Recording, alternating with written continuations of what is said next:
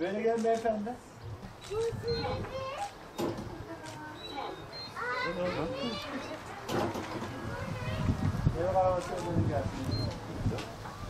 Adam elini yapıyor da maskesi yok kokunu.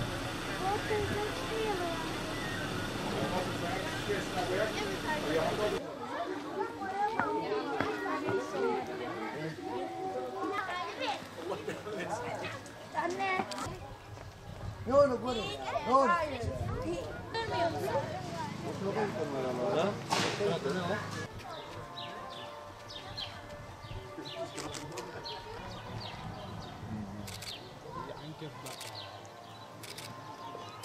Görmüyor musun?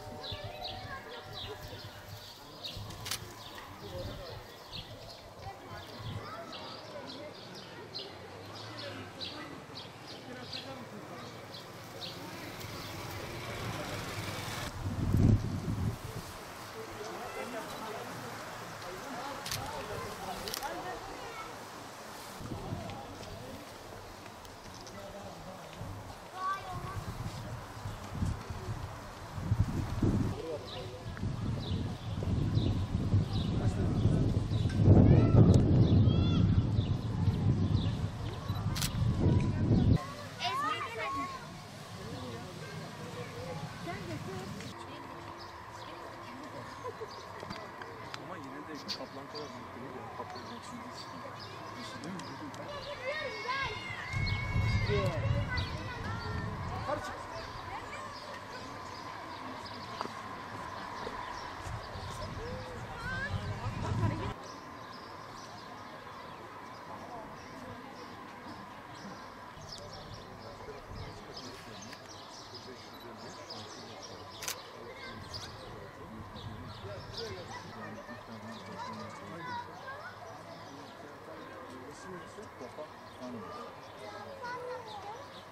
Gaziantep Hayvanat Bahçemizi 1 Haziran itibariyle ziyaretçilerimize kapılarını açmış bulunmaktaydık.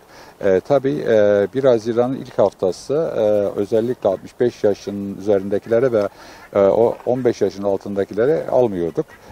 Bundan sonra Sayın Cumhurbaşkanımızın tekrar bunları da alabileceklerimizi söylemesinden sonra da biz de bunları almaya başladık. Tabii hayvanat bahçemizi alırken de sosyal mesafeyi koruyarak maskesiz hiç kimseyi almıyoruz.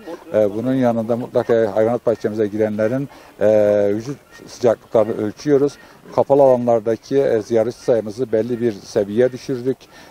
Safari otobüslerimizi, safarda bulunan otobüslerimizdeki sayılarımızı düşürdük. Sosyal mesafeyi koruyoruz. Maskelerle bulundurmalarını istiyoruz. Aynı zamanda temizliğe dikkat etmelerini istiyoruz. Bütün ziyaretçilerimiz hayvanat bahçesinden de çıktıktan sonra da bütün bahçemizi tekrar dezenfekte ederek ertesi güne hazır durumuna geçiriyoruz. Gaziantep Hayvanat Bahçemize 1 Haziran'dan itibaren bu zamana kadar yaklaşık 27 bin kişi ziyaret etmiş bulunmakta. Her geçen gün ziyaretçi sayımız da artıyor. İnşallah bu senenin sonuna kadar da bir 5 milyon kişiyi hedefliyoruz Gaziantep Hayvanat Bahçesi'ne.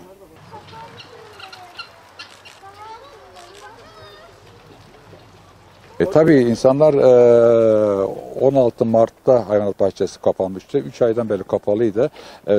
Özellikle ziyaretçilerimiz çevre illerden ve şehirde yaşayan ziyaretçilerimiz hayvanat bahçesini hayvanı özlemişti. Aynı zamanda hayvanat bahçemiz açık bir alanda olduğu için hayvanların doğal ortamına uygun hem doğa hem hayvan sevgisi olan bir hayvanat bahçesi. O yüzden büyük bir ziyaretçi hakkında geliyor şu anda.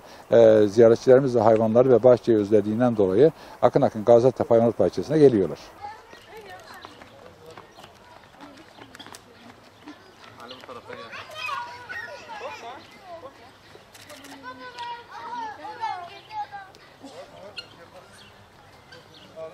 Hayvanat bahçemize Türkiye'nin her tarafından olduğu gibi yurt dışından da herkesi Gaziantep Hayvanat Bahçemize bekliyoruz. Hayvanat bahçemize her seferinde olduğu gibi mutlaka temizlik, hijyen ve Covid-19 kurallarına uyarak kendilerini gezdiriyoruz.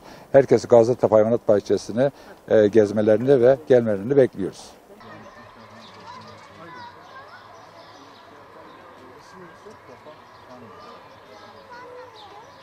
Merak ediyordum burasını zaten. Hani çok meşhur diye biliyordum zaten. O yüzden bir çıktık yani. Geldik işte Mersin'den buraya. Bayağı da güzelmiş hakikaten yani.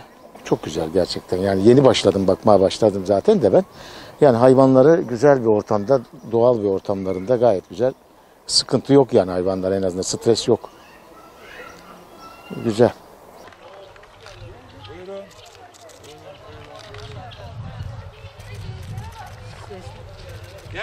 Bu pandemi sürecinden dolayı çocuklarımız biraz evde sıkıldı, bizler sıkıldık ister istemez. Ama yani tekrar hayvanat bahçesinin açılmasıyla beraber yani çocuklarımıza bir değişiklik olsun. Televizyonda gördüğü hayvanları canlı canlı görsünler. Hem kendileri için sosyal bir etkinlik olsun.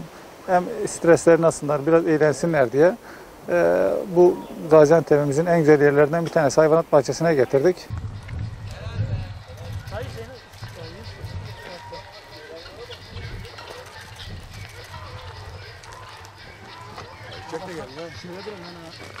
Evet, sizin de belirttiğiniz gibi uzun zamandır ev içerisinde kapalı olan çocuklarda biraz gerginlik oluşmuştu. Bu bağlamda çocuğumun da hayvanları tanıması adına hayvanat bahçesine gelmeyi uygun gördük. Tedbirler gayet iyi. İki noktada ateş, insanların ateşi ölçülüyor.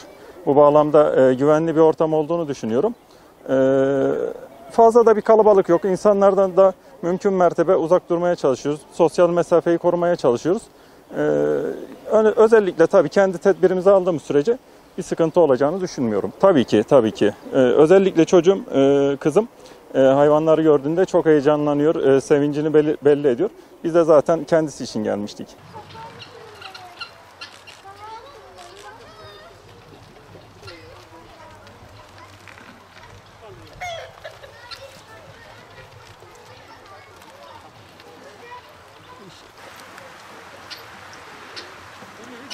Güç varmış gibi oldu aynı sanki. Ama şuna arkada dikkat et. Ha, devreye bak. Devreye keyifleri. Arkada değil.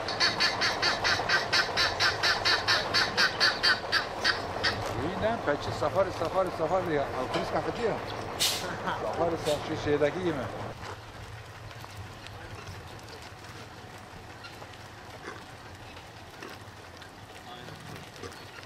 Uzaklaştın ama. Dur. Ha, tamam öyle kalmış adamın. Evet. Bak şimdi. Tamam bana bak tabii. Aynen bak bana.